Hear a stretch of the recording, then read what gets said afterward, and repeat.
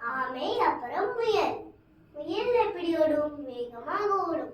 ஆமை எப்படி ஓடும்? மெதுவாக ஓடும். ஒரு நாள் ஒரு போட்டி நடந்துச்சாம். முயல் அப்புறம் ஆமை. அந்த அந்த ஆமை நம்ம எப்படியாச்சும் ஜெயிக்கணும் அப்படின்னு யோசிச்சா. அப்புறம் அப்புறம் முயல் நம்ம தானே வந்து இந்த போட்டியில் ஜெயிக்க போறோம் அப்படின்னு நினைச்சிச்சு. அப்புறம் ஆமை வந்து அச்சோ நம்ம முயற்சி செஞ்சே ஆகணும் அப்படின்னு சொல்லிச்சான். அப்புறம் போட்டியே நடந்துச்சு. அப்புறம் முயல் வேகமா ஓடிச்சான். ஆனா ஆமை மெதுவா ஓடிச்சான். அப்புறம் முயலுக்கு தூக்கம் வந்துடுச்சு. அப்புறம் அது கொஞ்சம் தூங்கிடுச்சு கேரட் சாப்பிட்டுட்டே. அப்புறம் ஆமை மெதுவா போய் போட்டியில ஜெயிச்சிருச்சு.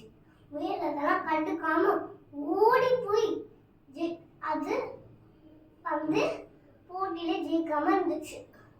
அப்புறம் அப்போ உங்களுக்கு என்ன தெரியுது?